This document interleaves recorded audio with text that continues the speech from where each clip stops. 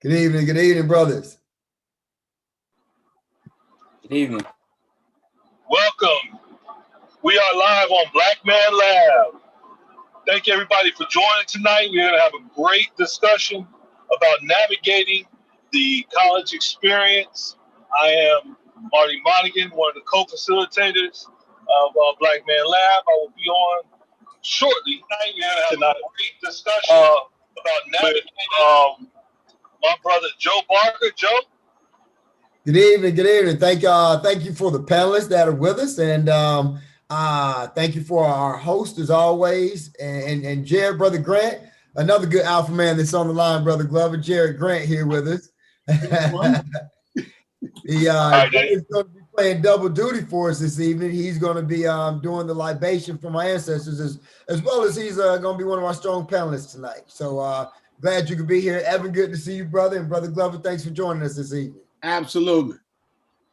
And what we'll also have Brother Mally Davis will be joining in. I'm on the road, so once Mally joins in, he'll help co-facilitate as well. For those that are watching, Black Man Lab was founded roughly about 4 years ago by Brother Mally Davis and a couple of other brothers from an organization called Let Us Make Man. And it was founded upon the premise of us being able to have conversations with our sons that sometimes fathers can't have with their sons, but they have, an uncle, a close friend, or somebody like that have a conversation with their son just to help them to matriculate through life. Well, that started as just a small group of people, and it's gotten today to the point where when we are meeting live, we will have over 250 young men and men in the room sharing information. We do this every week. So this week we are now doing it virtually due to COVID. And you have a great panel tonight that will have this discussion. But there are some things that we do just to get centered every week. When we have this sacred time together, we want to make sure that we are in a space that we are able to allow information to flow freely through us and come from a space of love. That's all it's about. So with that, one of the first things that we always do is try to bring our ancestors into the space, because we know that this work that we do could not be done without the work of those who came before us. So with that, I'm going to ask Brother Jarrod Grant to step in and bring the ancestors into the space. Jarrod. All right. Thanks, Brother Marty. Thanks, Brother Joe. Our ancestors are very important to us. We want to bring them into this space in our hearts and minds. So I'm going to just ask you to think about, put them in your hearts and minds, some of our great ancestors who did some great things throughout the world. So think of an ancestors anywhere from any place and put them in your hearts and minds for about 3 seconds. Go ahead, 1. All right. And now everybody raise up your fist. And then 1, 2, 3, Ashe. Ashe. Ashe-o. Ashe-o. We also want to bring in those national ancestors, those African Americans that have done some great things for us and put us in a good place, whose shoulders we stand upon. So think right now of some of our great ancestors for about 3 seconds. Now everybody raise your fists. And on 3, 1, 2, 3, Ashe, Ashe. Ashe. Ashe. Now, think of some of your own ancestors, the blood from your own bloodline, those who created you, that made you. Think of some who have passed in your own family line and put them in your hearts and mind for about 3 seconds. All right, and raise your fist. And everybody say Ashe 3 times. Ashe. Ashe. Ashe. Ashe. All right, thank you, Brother Grant. Appreciate that. And Joe, if you could get us centered with, just a good breathing exercise, and then we can get right into it after that. Absolutely. So one thing about the Black Man Lab is when we were able to meet in space with one another, we all are navigating through many different things. This week's topic is the college experience. But from week to week, Brother Davis and the brothers of Black Men Lab were able to create a safe and sacred space. So we're brothers. If they had a rough week, we could hug up on them, touch base with one another, just check in on one another. So in this quarantine space, it's a little bit different for us, but we still want to center ourselves. We still want to make sure that, we're breathing positivity in and exhaling out all those things that might be binding us down. So what I want to do is just a couple of deep breaths we're going to take and exhale out as we get started here. So on the count of three, what I want you to do is just take a deep breath in. 1, 2, 3. Now breathe it out. Breathe it out. Breathe it out. And just let that positivity come in. Let that which is binding you down, burdening you, just let that exhale out of you so you can be comfortable and confident in us with this safe and sacred space. Let's do it one more time with a count of 3. 1, 2, 3. Breathe it in, that positivity, and exhale out all that may be binding us down. So we appreciate you joining us here. Thank you to all of you that are on the panel and going to be part of the conversation here. And with that, Marty, I see Molly has joined us, so I'll let you two guys get it kicked off here. Yeah, man, I'm going to let you guys handle it from here, Joe. So hand it over to you, Molly. Introduce our esteemed guest, and let's get into the conversation, man. Thanks again, y'all, for being on. I'll be listening in. Thanks, Marty. Travel safely, brother. What's up, fellas? What's happening? Hey, man, it's a beautiful day in Black Man Lab, bro. This is it. We got our young ones. We got a Morehouse student, a FAM student. We got my brother Big Al from Chi-Town bringing it in, and brother Jarrod. So we've got some more seasoned brothers, as we would say. And the funny thing is, Jarrod, Al can hoop, man. Al's a hooper. So we got a couple hoopers in the house, man. So Appreciate that. That's what we doing, y'all. So, man, we're gonna jump into it. And Joe, man, thank you, brother, for all you do on so many different fronts. And we'll just tag team this thing. And just want to give everybody a little bit of context. We're here because our sons need us, and we need them. And that's the bottom line. We need each other. We need to be in communication. We need to have this intergenerational dialogue in this safe and sacred space, as Marty described it. So we want to talk about what it's like right now to be in school, how to move in a positive way during this COVID-19. And, we've got, again, a couple of different perspectives. I'm hoping we'll get even a younger brother on in a few minutes as well. But for now, let's just talk about how are we navigating as students and professionals. How are we navigating during COVID-19? And Al, why don't we start, man? Why don't you introduce yourself? Tell the folks a little bit about what you do, why you do what you do. Give them some context. You're a husband, you're a father, or organizer, comedian. A lot of different fronts. But give them some backdrop, and then after that, we'll come to Evan for Evan to reintroduce himself, and then we'll come to Professor Grant, and then we'll come to Robert Bozeman II. And we'll do it in that order if everybody's cool with that for a little intro. Go ahead, Al. Appreciate it, man. Appreciate the opportunity. I've watched this platform grow on social media and always wanted the opportunity. Literally just landed here, got back in town, got this call, and extremely excited. My name is Kisalan Glover, right? Extremely unique name. And so from a little boy, I've always seen myself as extremely unique.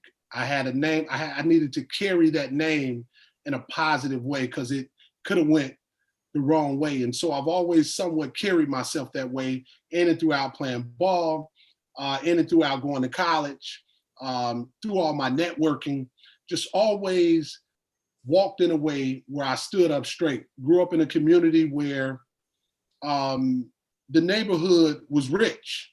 we didn't have much, but the neighborhood was rich. And so I hear people talking about getting back to the uncles and the neighborhood being able to kind of guide some of these students. Looking forward to talking through that.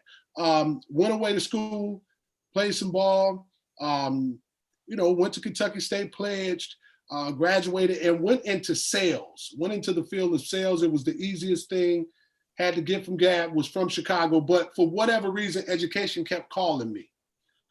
Being in front of young men, I always did well in front of young men and men of color and young women, because I was able to take a high level message and make it extremely digestible, whether it was through their music, whether it was through their fashion, whether it was just through being a great listener and not always having all the answers.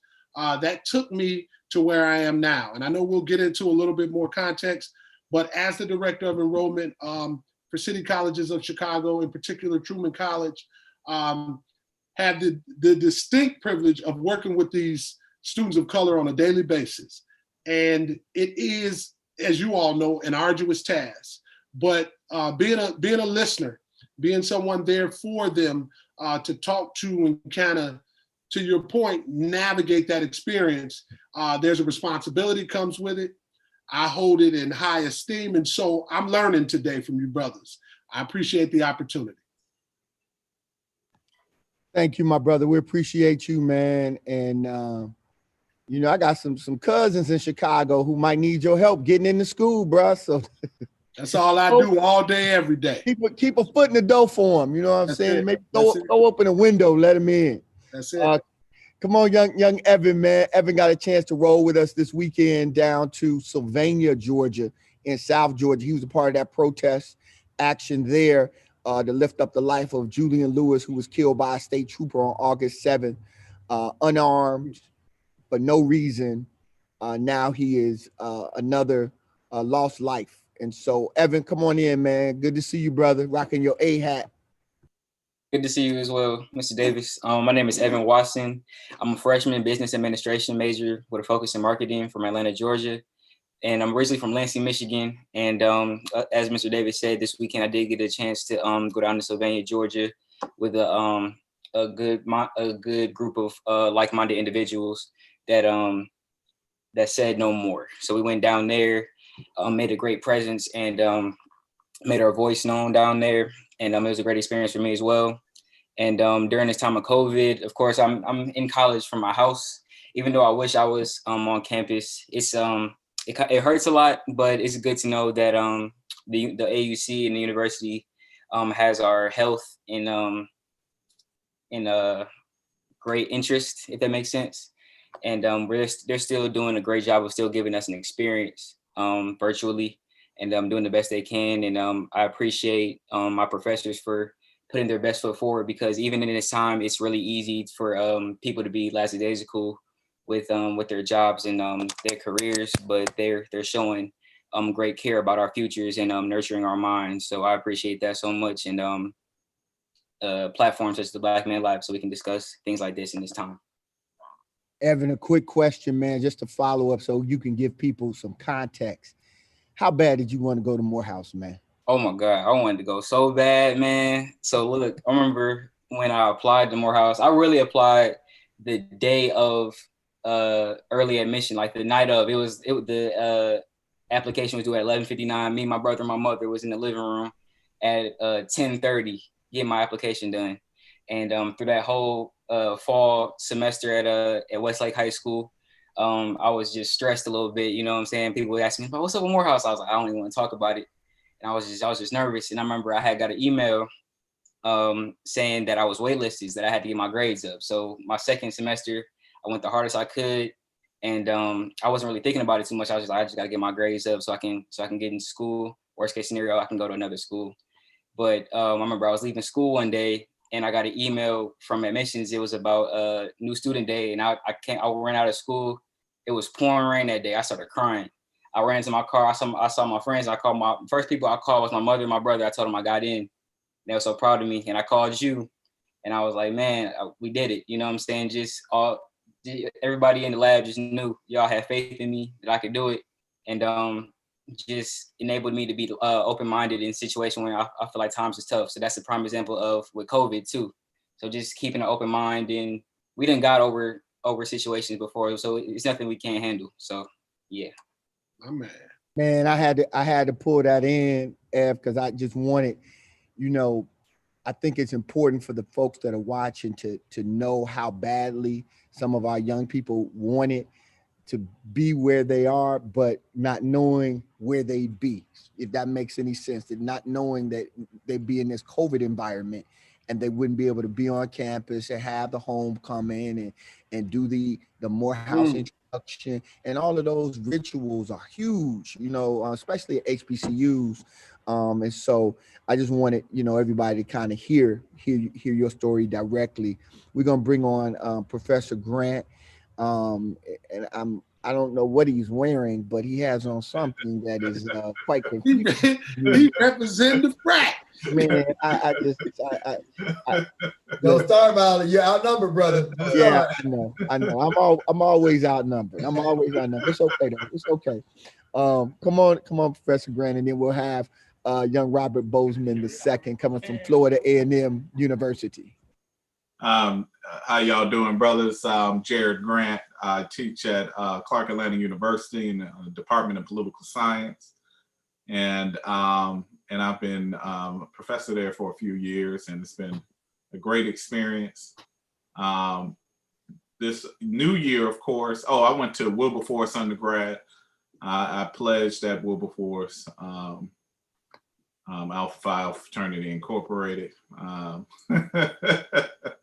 and went to Clark Atlanta University, get my master's, and currently in the tail end of my PhD. So Outstanding. That's what's up, man. And looking forward, I was looking forward. I love teaching and working with young people. And I had a professor at Wilberforce who received his doctorate from Clark Atlanta in the Department of Political Science, provide me with one of the first classes that I would say that brought me into some level of consciousness. And so as the brothers know in here, college days swiftly passed. That experience helped shape me into wanting to be a scholar for the most part. And so this is the time that you really want to, and I work with political science students, that you want to take in your hands your future. You really want to plan out what your future is. Brother Maoli Davis does in his Consequences of Thug Life, a 10-year outlook from 17 to 27. And so I do a similar exercises with my students with the next 5 years, that you should be looking to graduate from college and then be looking for the next phase of what you're actually going to go into. And so is that graduate school? Is that law school? Is that to become a doctor? And this is a great time for you to go ahead and facilitate, take care of all of that business. And we're here to assist and help you on that. Many of us are here because we didn't have us when we were coming around, when we were coming up. And so it's good to have some mentorship, you know, towards that end. So I look forward. This is a difficult year because we're online. So students are virtual with me. I like to be present with them and not do so much of the online stuff because we have to connect.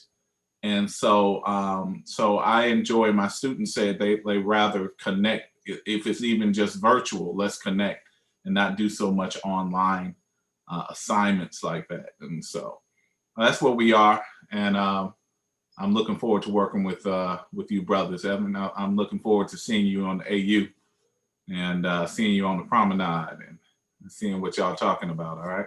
Yes, sir. All right.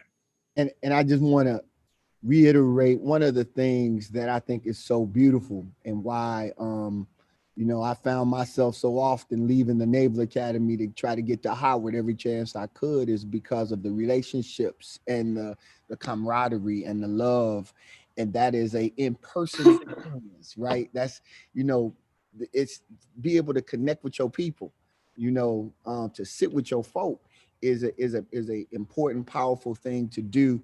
And so we just want y'all to, you young brothers, everybody that's out there that's watching, just hear the love coming from all of us, and just, hang on, so that you can have that experience where you get on campus and move smartly. I want to bring on a brother who has a hybrid. He's having a hybrid experience at Florida A&M University. And Robert Bozeman, the second, is a full scholar, and been knowing this young man since before he was born. So we really love to see how he's developed and evolved.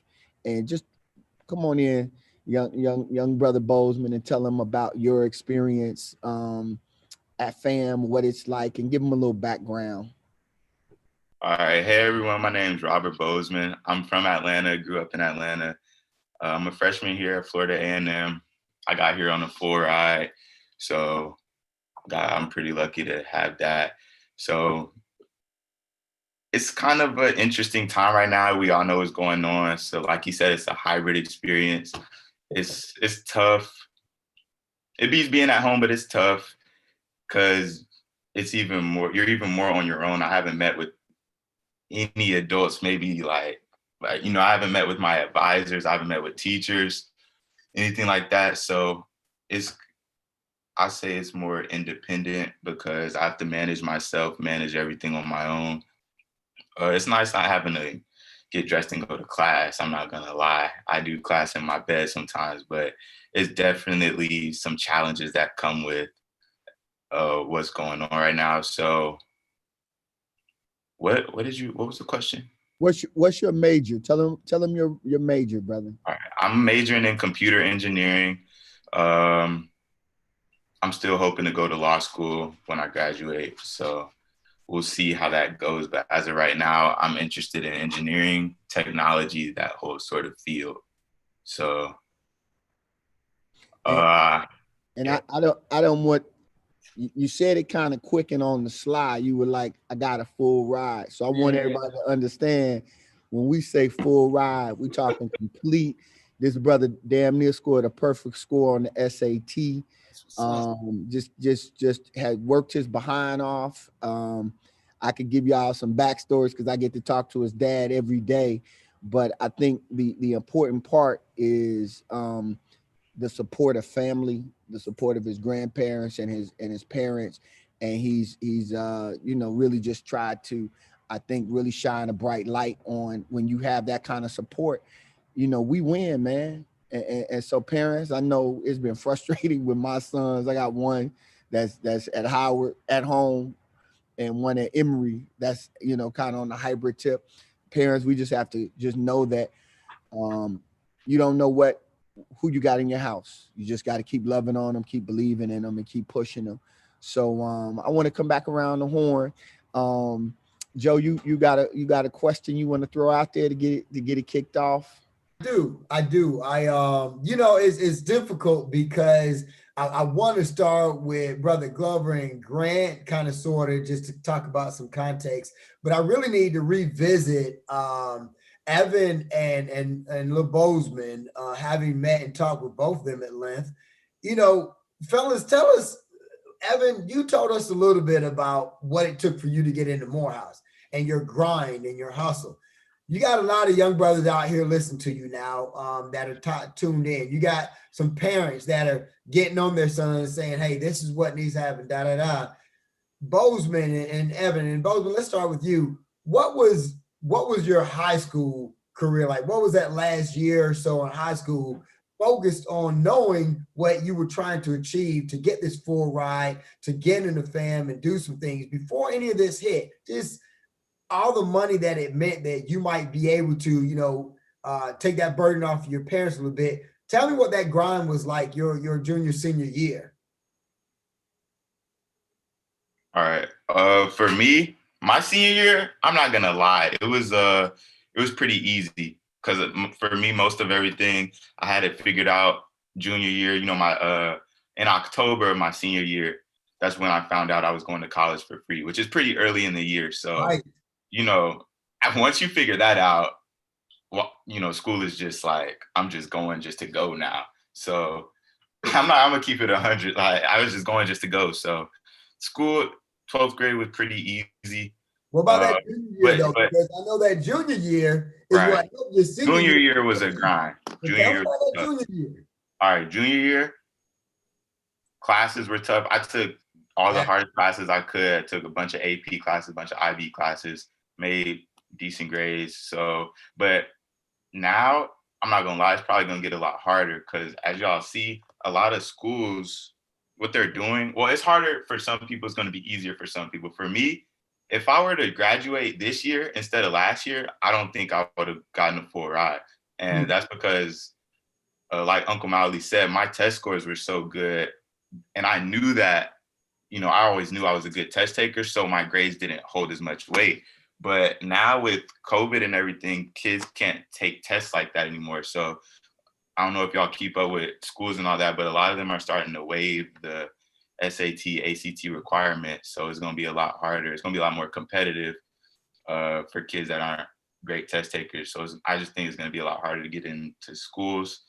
So I'll say your grades are going to hold more weight, your grades and your extracurriculars. So that's another regret I have. Stay active, because people don't understand how grades, I would say your grades are like 40% of getting into college.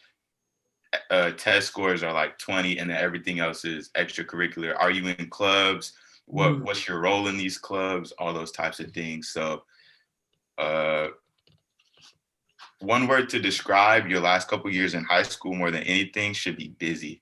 So I would say just try to stay active, stay engaged, and just fill up your day every day, and then you'll be fine. That's a good testimony, because that helps young brothers understand that the work and grind you put in there put you in a position to be where you are now. Now, Evan, your senior year was a little different. I mean, you told us a little bit of the context of that, but you know, how did your senior year help prepare you for what's going on right now, especially given this environment? Right. So as Rob said, senior year was for the most part easy, because when your year is building up to your senior year is the grind that's going to dictate how your senior year is going to go. So if you're not really doing that great your freshman year, you're going to be working the back end of your high school career. So with me, I had fairly good grades from 9th through 11th grade, and senior year, I want to say like around the end of junior year, early senior year was when I started to get more involved, because my test score, taking tests and my grades that was kind of already mandatory. I wasn't really focused on involvement that much. At the time I was playing sports.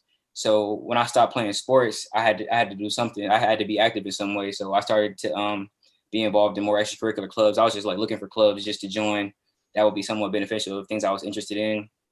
And then I ended up getting involved in stuff outside of school, such as Black Man Lab. I'm so grateful for that. So like the summer going into my senior year, I started going to the sessions more and more and meeting new people, and it opened my horizons to different clubs I can join within my school or just in my community, period. So I was really in, like I said, I was like the most involved I've ever been in my high school career was my senior year. And I believe that just was like the cherry on top for my college readiness, if that makes sense. So yeah, I appreciate both of y'all kind of talking about the extracurricular piece, that you know it wasn't one dimensional. You guys were multi-dimensional, you know, players in high school, getting everything well rounded to get you ready for this experience. So I appreciate both you guys kind of attesting to that. Mal, did you have anything or? Yeah, I just wanted to bring we have a young brother here. Come on, Thurgood. Hi. Introduce yourself. Tell him your name and where you go to school. I'm Thurgood Johnson, and I go to Bulk Academy. And what grade are you in? 8th. And what has been your experience? Are you in person or virtual? What? I'm virtual right now. Okay. Are you all doing any pod learning? Kind of describe what that whole experience is like. Did you all meet up for a pod meeting or something? How does that work at the church? We kind of just just gather and just do our work, and we may go outside for a little bit, may eat something, but that's really just about it. All right. How have you managed the experience? Obviously, it's a lot different from what you've been used to. How have you managed that experience? I just I What do you like about it? What do you not like about it? what I like about it is I get to just be around people, and so I just don't have to work by myself alone at home. And really just so we could just do stuff, so I could actually have a conversation with somebody that's around my age and not online. So you know, I think that speaks again to what we were talking about earlier, the importance for the human interaction during the learning environment. So Brother Glover, why don't you come in and just talk about, you know, the significance and how you seek to you know, to overcome or, you know, keep the students moving in a positive direction despite the lack of human human contact, I should say, not interaction, because we're interacting right now, Yeah. but it's just, you know, through social media. You know what? Thank you, Brother Miley. I find that so ironic because up until this point, we were living in this social media world where you could be in the same house and you could be texting someone that's in another room. And now we're in a space where we're clamoring for social interaction, right? I could walk in a party and it's 100 people and my head down in my phone and I could barely look up and wave at cats, right? Because I'm protecting myself via that. And so it's ironic that we're in this space now, right? I think it's important as leaders that we continue to teach and make sure that they understand the importance of face-to-face interactions and conversations and communication, because on any hierarchy that you look on, you can use Oval, email, Instagram, Facebook. The number one way that we're going to communicate is going to be face-to-face, right? It's going to be that perception deal, right? It's going to be body language. It's going to be eye contact. So as I work in and throughout with these students, whether we're here or whether we're face-to-face, right? We've set up at the college where we did a pretty good job per the state guidelines of making sure that we're further enough apart, but I still ask that these students come to the campus. I want to look at you. I want to see who you are. I want to see how you dress. I want to see how you present yourself. See if there are any opportunities there, because I think over the long run, right, that's what begins to make the difference. This young man right here, I'm super impressed by all these young gentlemen on here, right? What they say, and a child will lead us, because they get it. Right? And it's like they got it early, right? The ones that we need to keep reaching for are the ones that aren't necessarily on this call, right? They have the gift. They need that nudge to understand what direction. They need those leadership skills that they're currently using for not so good to understand how positive it could be in the other direction. And so as we continue to work with these students, I think about myself, and you say college experience. Well, the college part, right, the reading, the writing, I wasn't so hot about when I first went. It was the experience, right? I was a hooper, I was 6'5", and I was from Chicago. And in my mind, that's what I went for. I went to hoop and play ball and get the girls and pledge. I'm sorry, Dr. Grant, but I said, I'm a pledge and I'm a beat, right? But along the way, I saw some young brothers from Louisiana and Detroit and down on the dirt road to Alabama that I played with, studying in study hall and really getting a lesson. And I will tell you, it bugged me out. I'm like, why y'all studying? So my whole deal caught up a little bit later in life, really understanding that I was destined to be a scholar, right? I was destined to continue to be a lifelong learner. And as we continue, right, to work with these young men, I think to me, it starts with communication, really understanding how they communicate and how we can help them in that way. I think then dove into how they navigate, understanding the likability factor. It's okay to be likable. It's okay for somebody to be like, I like that kid, right?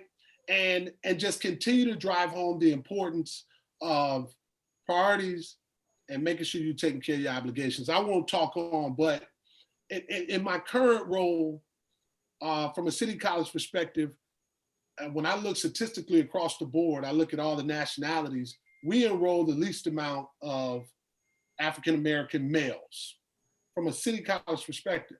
$1,752 for 15 credits, and we enroll the least amount for a minimum of 15 credits per semester is $1,752.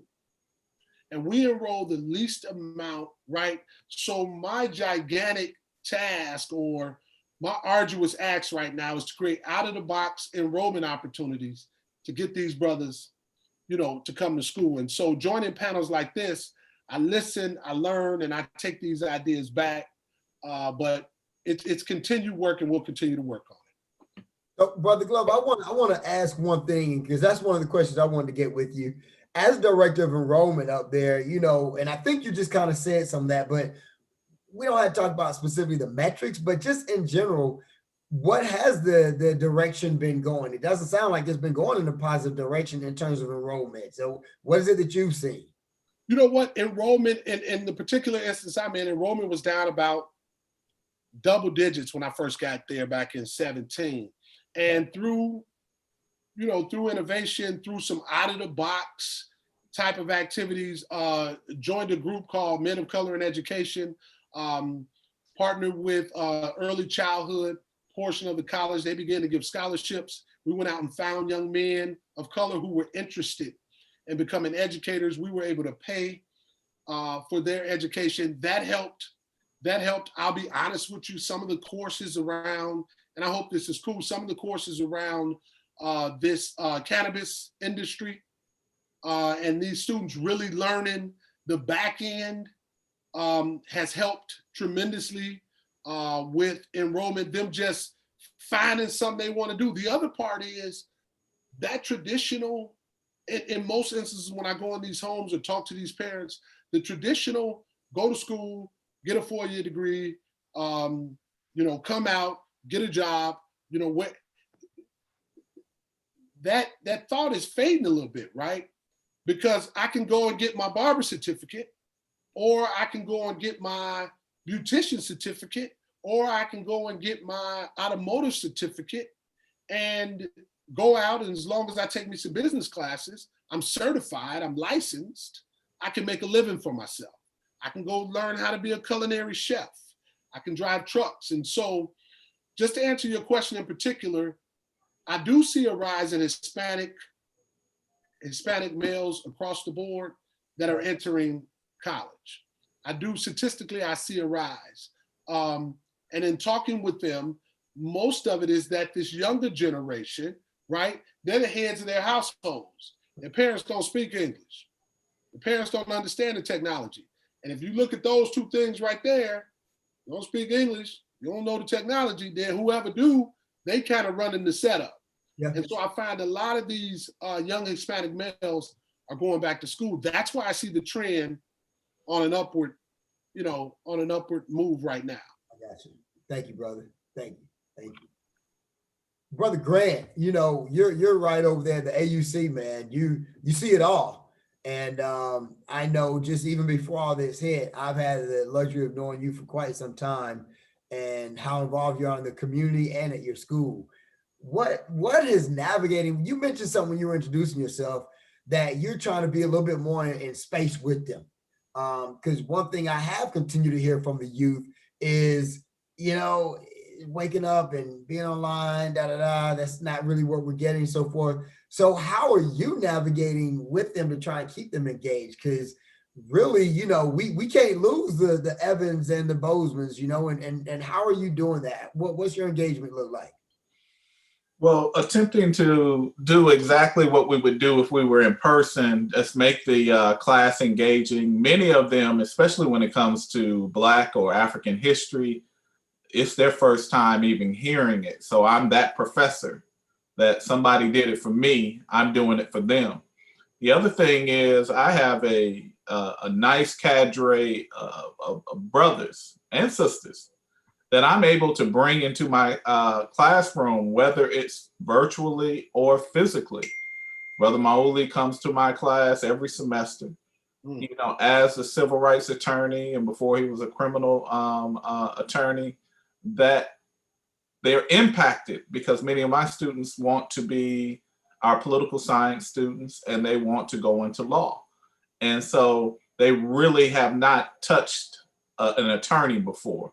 And so that gives them the opportunity to. So my point in answering your question, I try to make it engaging by, one, connecting to them by talking to them, and having a class where I can make it colloquial, make what brother said earlier, Brother Glover, that make the hard discussion plain, and make these deep concepts plain, and make it make sense at home. If I'm talking to the sisters, and especially the Black women, we know that they are an important group in America. One, as far as the voting bloc, they're the fastest growing entrepreneurial group, while at the same time they're the fastest going to jail too. So we have to watch numbers. And they need to be the scholars that are doing the research around what's going on with Black women. What's the Black woman's perspective? Knowing that you're the most marginalized, in the country. Yeah. And so, you get affected in certain ways. But we see entrepreneurship rising among African-American women in ways that we haven't seen in many years. So my point is to make the class engaging, make it make sense, and just connect with them in a way that is intellectual. But I think everybody on here also has the algorithm of being cool, and that's the other thing. They got to see you that you're a cool dude at the same time, and if you have that equation or that formula actively engaged, they will engage with you in the most wonderful ways. Yeah. I was on just real quick, Molly. I was on a panel, Brother Grant, probably last month, and one of the things that the students were saying, and this was a student that brought this up, actually one of my former students at Cristo Rey Atlanta. She said, this is a really good environment to really find out those teachers that are really in it for the right reasons, because they lead with compassion and love, and they want to get that synergy with you. And they want to do all the things that you're describing. And unfortunately, in many cases, what it's doing is it is manifesting those educators that are not in it for the right reason. So, brother, everything you just said, man, I appreciate that. I feel that. To your point there, and the difference between being a young teacher and now as Maoli said, a seasoned instructor. I didn't have to do much, in my 20s when I was teaching middle school and high school. I walk in the building, I was a star as it to those students, and I can be mean, but they're gonna love me no matter how mean I am to them. And so, so you're right. I do this because I love it. I'm a second generation educator, family full of educators, and I surround myself with brothers I learned from as well, and push me to be better, even if they're unconscious of the fact that they're doing that. It's interesting. Really quickly, I apologize. No, jump in. It's wild, right? So often when I was in sales, and I find that this equates to when I talk with students, I would always start with what I did. I would tell them what I do, and I would tell them how I did it. And then eventually I would get to why I do what I do. But what I find in education, to the point that you guys are making now, when you tell someone your why, right? When you really get into your why, that's what you lead with. And then you get to your how and your what. there's more of a connection. I found that there's more of a connection when they realize my story. Hey, I'm not real different from you, right? Here's why I'm doing what I do. And when you so to say lay it all out, the ability to be digestible becomes, and I hear Brother Grant continue to talk about bringing them in, talking to them at their level, right? Because learning is fostered through activity. And as long as you're involved in it, right, you're learning. Somebody's not just talking at you, right? It's not a sit and get. And so I think us telling our why plays a major role in how we connect with these students as well. Let me get a little light. I want to go a little deeper for all of y'all, including Thurgood here. You know, we talk about, and we have talked about, that you have to get enough quality touches in life and in the game. Like last night, y'all who watched the game, how many touches did Anthony Davis need? He needed one more touch to win the game. And what I mean by that, he needed to get a touch is getting the ball in sports, right? It's the same way when we're looking at how we move the needle with our young brothers and sisters. Are they getting quality positive touches at the right time by the right people with the right information? And I really would like to hear from all of you all, who gave you that touch, who sparked that in you to say, all right, here's what I'm going to do. Here is my why, you know, because we have to find it, right? We're not born with knowing our purpose. So we got to find our why. But when we find it, it's like your soul is on fire, and it's a beautiful thing. It allows you to do things that, you know, you don't get tired, right? There's certain times I don't get tired because I know that I'm moving in my purpose. I know that what I'm doing is what the Creator has put me on this planet to do, that is a part of that. So I want to start with you, Evan. If you could briefly talk about a touch, an opportunity, something that gave you, you know, help crystallize for you and make you want to go to another level in your being and what you're doing in your educational journey. Right. So early on, I feel like one of like my first touches I really got early on in my lifetime, or just going through just this long road of manhood and just human life, was about when I was about 13. So when I was about 11 going on 12, my father passed away, and I really didn't really have that great of a I don't say that great of him, but I didn't really have a father figure around except for my brothers. So around that time, my brothers really stepped in, especially my older brother, and filling in that space. And I spent a lot of time with him and learning from him. And he was closer to my age than my father was, so he could talk to me about things that my father couldn't really talk to me about. So learning from him, I really learned a lot about being intentional with things and being straightforward and handling your business, and learning the importance of that. And stuff like a second wave, a large role where I got a big touch was, of course, my senior year, you know, going to the lab. I feel like just like the lab as a whole, all those guys as a collective, that people I never even met before, wanted the best for me, you know, and making sure also just being intentional as well, once again, but using your purpose to help other people. So yeah, those are like the touches I got in my life. Yeah, just know that I think there's such power in knowing somebody's rooting for you. You know, I mean, all of us who play sports, it's not like that home court advantage is real, right? And that's what the Black Man Lab is. It's a space and a place where we just rooting for young black brothers to do their thing, whatever that is, whether that's picking up a microphone, a basketball, PhD, whatever it is, we rooting for y'all. So I'm gonna bring Thurgood in, and then we'll come to Robbie. Thurgood, what touch? You're 13 now, and Evan just talked about when he was 13, he got a touch from his older brother that helped him, move forward. What touches have you gotten that are keeping you focused and moving in a way that you're trying to fulfill your purpose? I think my mom and her constant persistence or her constant touches that do your work now, do it. Yes, and I am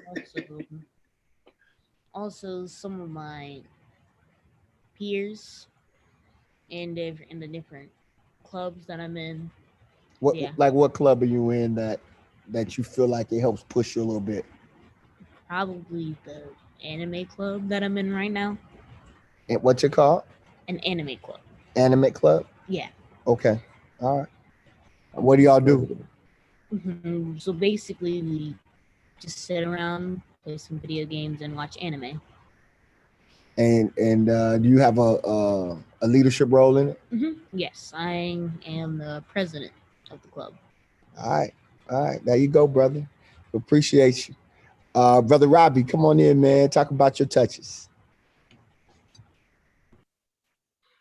Say that one more time. Talk about what touches you've experienced, quality touches, who in your life, a teacher, a coach, even an experienced man that's helped you, on the trajectory that you're on.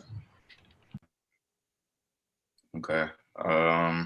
Obviously parents and family friends can always, well, I won't say always, but for me, they help me get through a lot of situations. In particular, I played golf in high school.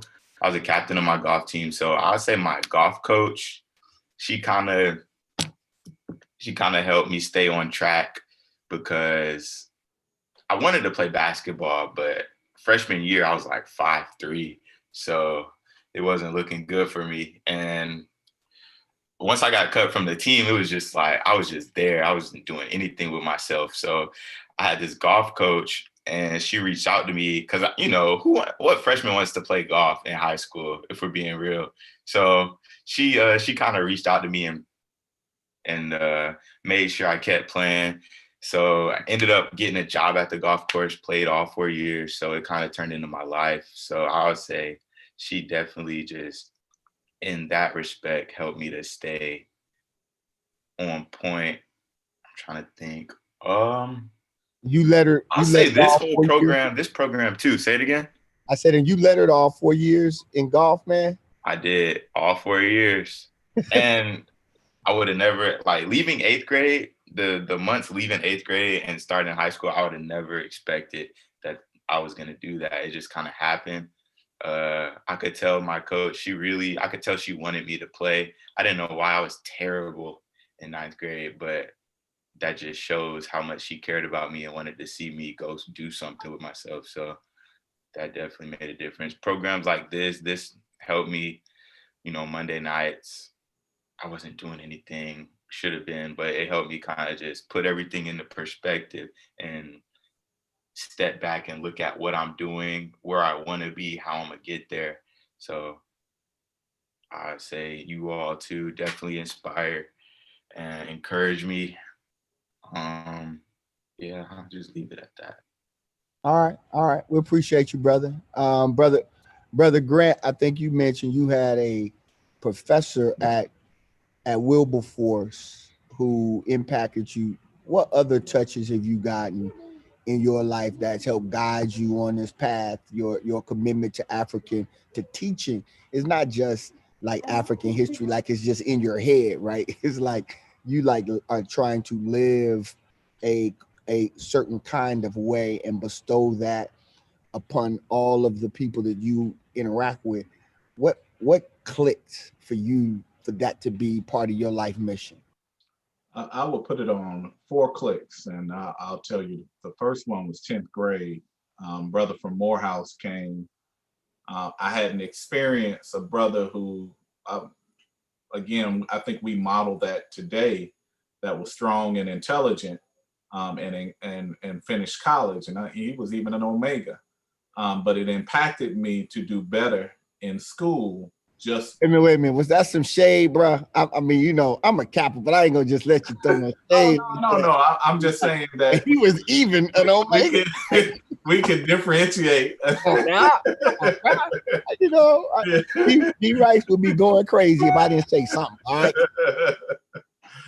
Yeah, so he impacted me to do much better in school and not just have hoop dreams.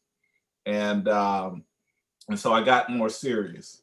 College, I told you about Dr. Marvin Hare and what he did.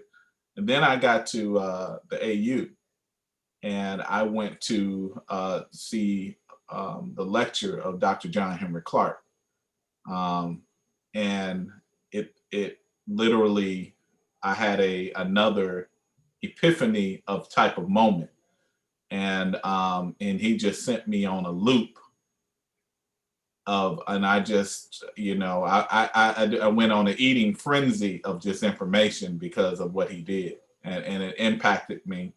Where at that very juncture, I had the opportunity to go overseas and play ball, or stay in school and go this scholarly route. And so it was so impactful. You know, I'm like, play ball in England, you know, play pro in England, you know, they play ball in England, you know, a young man who had no mentorship, you know, of course, you know, but it was interesting because I chose scholarship because I was being fed in the AU. And lastly, a big part of it was my fraternity and my friends, because these brothers were scholarly. They were also into history, and they were extremely sharp and extremely smart. And so being around that as my clique, you can't help but to your game to come up even further, even more.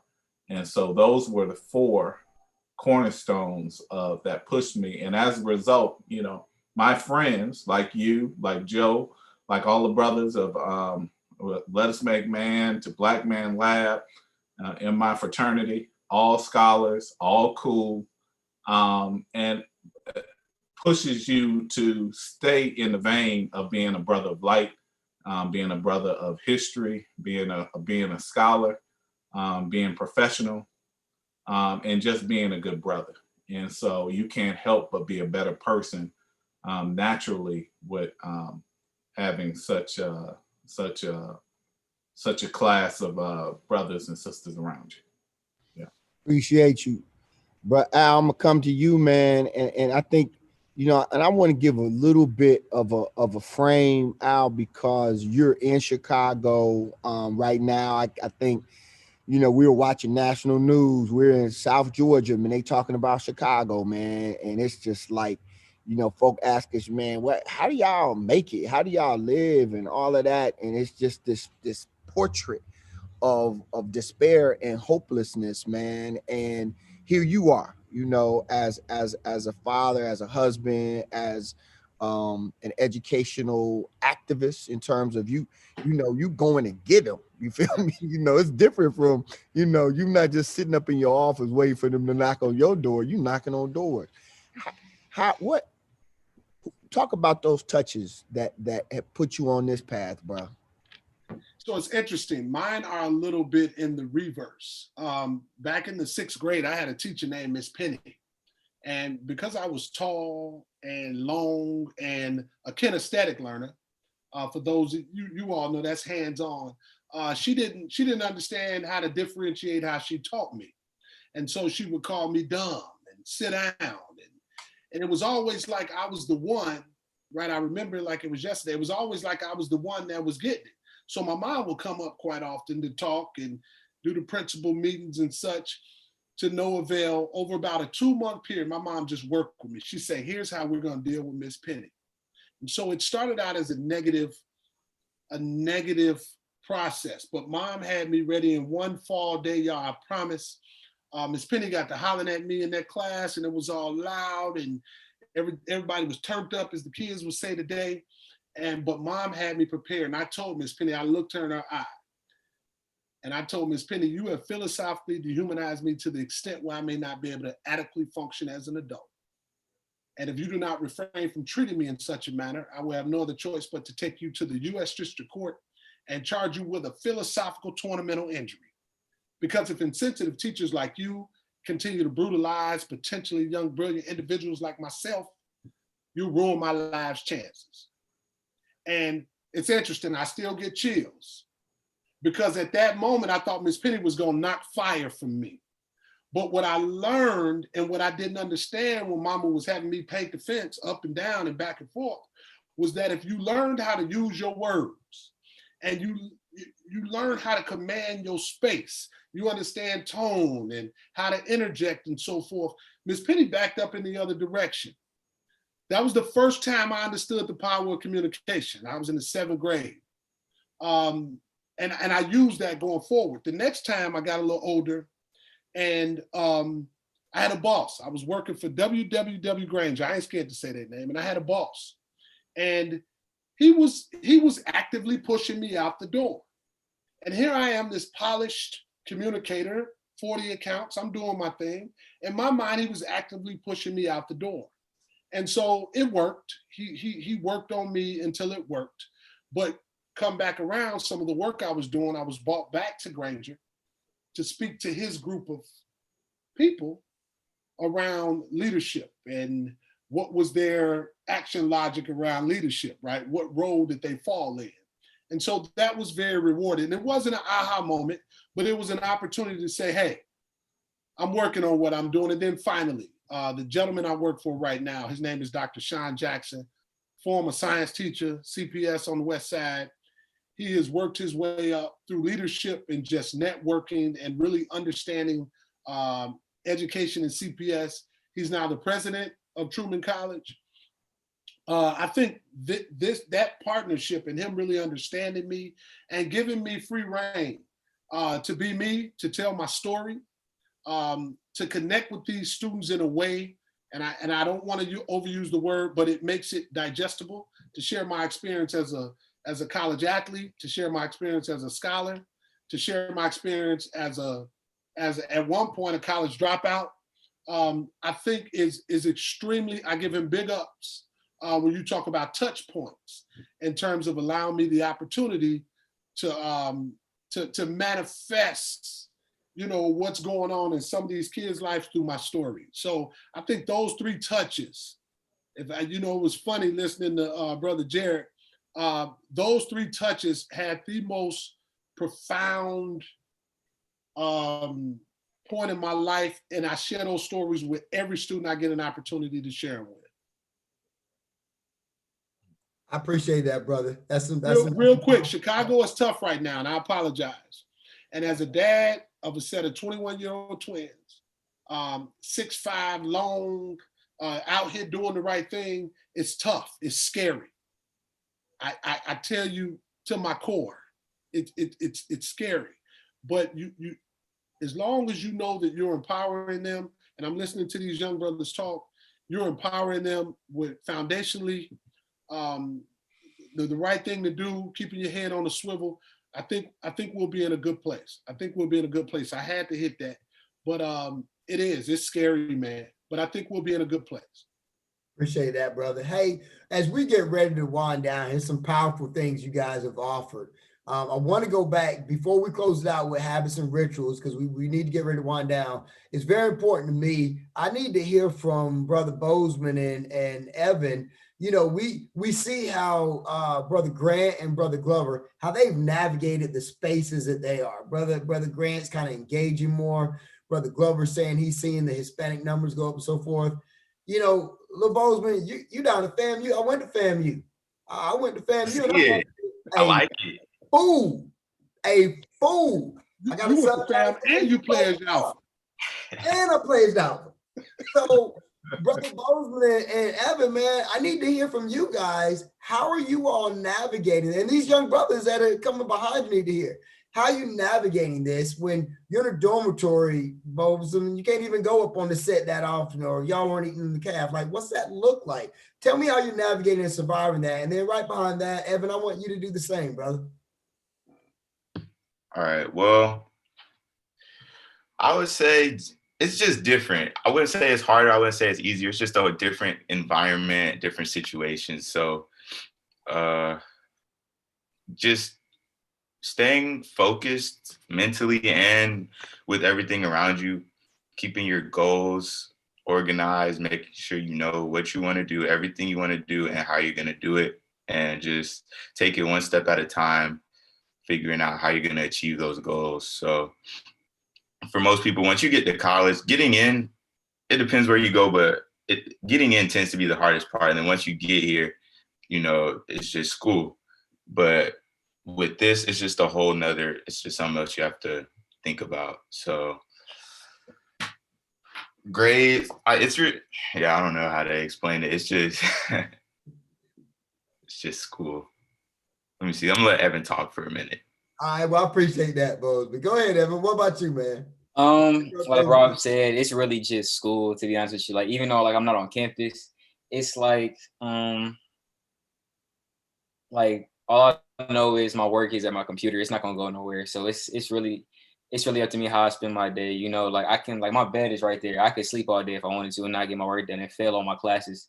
But like I'm virtual right now. You know what I'm saying? So like during the school year, if people like mess around, miss a day at school, they're like, all right, I'm straight. I got my work on my computer. I can do that. So I just look at it like that. Like, it's not as bad as people make it think, like make it seem. Like when it first started, like I hated virtual school. Like when I was like this, the second end of high school and everything first started, I was like, man, I'm not even trying to look at a computer right now. But I was like, man, ain't nobody gonna do this work for me. So I'm like, I might as well just knock it out and just like have those, let me put this, having those conversations with yourself, but keeping like a sense of humor in it. Just having a sense of humor about it, I feel like will get you a long way. Like, yeah, just having a sense of humor with this whole thing will take you a long way, because like you can mess around and be stuck on the idea of the pandemic and just be thinking like really pessimistic, like, oh yeah, this isn't gonna end, blah, blah, blah. But like, you don't have any control over that. So I just try to focus on the stuff I do have control over and try to just put that to the best of my ability and have fun with it. Because like, even though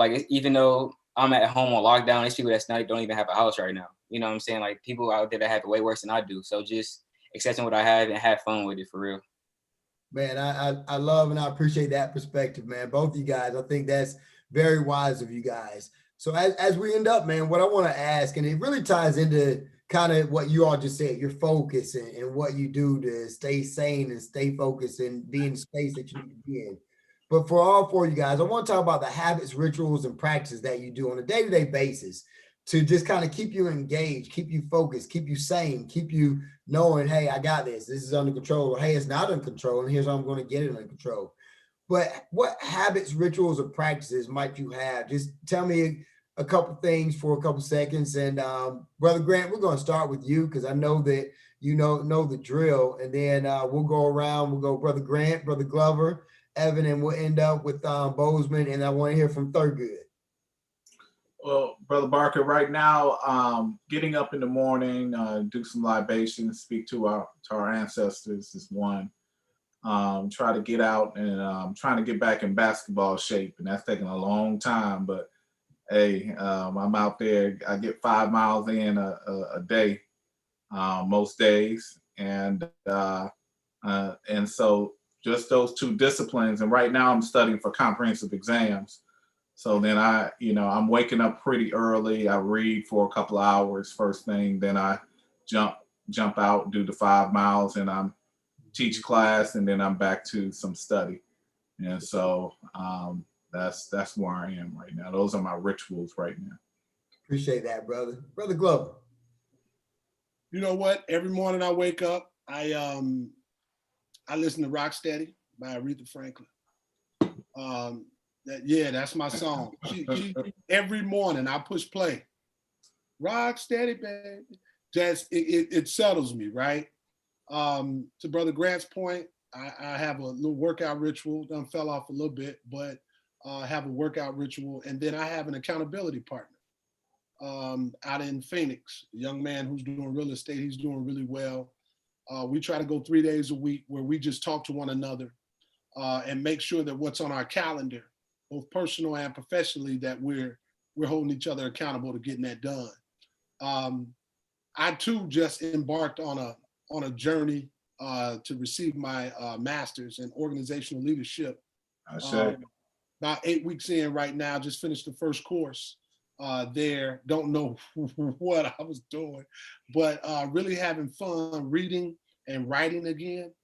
And I share that story with the students. And so I think those three things, and Brother Grant, I could probably reach out to kind of line that up a little bit better where there's some set time, because right now I find myself all over the place. Oh, yeah. Understood, bro. You got to get back in academic shape. That's all. Yeah, the basketball don't do what it do. You know, you can just stand under the bucket at our age. Appreciate that, brother. Appreciate that. Evan, what about you, man? Like the brother said, I'm trying to get back into academic shape with the rituals disciplines I do. So every day I try to figure out times where I can read. So over this in the beginning of quarantine, I was like collecting more and more books. Like during the school year, I was collecting like a lot of books that like I was interested in reading. But over the quarantine, my family, we all just like shared our thoughts about different books. And then some books I was given by my mother and my brother. And I started buying more books. So like as a reminder, every single day at my desk, I have like all my books are right here. So I can't really run away from them. So just try to figure out times to read because it's all stuff I'm interested in. So I was like, why not? And it's gonna help you more. Like reading on your own, it kind of helps you when it comes to like reading for school. So it doesn't make it seem as bad. So it's like if I'm in a funk someday and I don't really feel like reading or doing my schoolwork, I'll just read a book and then that'll just put me in like the right mindset to go ahead and do my work. And I try to do 50 push-ups a day. Cause like for a minute I had fell off my rocker too, like on the fitness side. Like I wasn't really doing a whole lot, but at least getting a little 50 every day, at least 50 to 100, and drink water all day. So good stuff. All right, we're gonna close out with Bozeman, and then Thurgood is gonna close us out. Go ahead, Robert. All right, so I start every day by checking my emails, making sure I'm on top of everything professionally, academically. Check my emails, do classes. Most days I have classes when I wake up. I go to the gym a lot, and then I try to stay in touch. I don't know about everybody's religion, but I try to do a little something to keep my faith strong. After this meeting, I got Bible study tonight at 8 Mondays. So I try to keep my head. I feel like that helps clear my head too, just staying organized mentally. So those are my big three: spiritually, academically, and then working out physically. As long as I am in decent shape in all three, I can usually be pretty productive throughout the day. Awesome. Appreciate that. All right, Thurgood, man. What's most important is what are your habits and rituals, man? We're all about to learn from this. So tell us all about it, brother. So one of my habits is meeting up with my anime club basically every day, so we can just kind of talk about problems that we may have or a question that we might have in the anime that we're watching. Reading is really another one. I might read for like 2 or 3 hours. And then video games also. Yes. I received that. Well, you know, you described it very simply, but everything I heard was a lot of contact with other people, a lot of staying in communication, a lot of interactions with others, man. That's a whole lot of good things. And reading for 3 hours a day.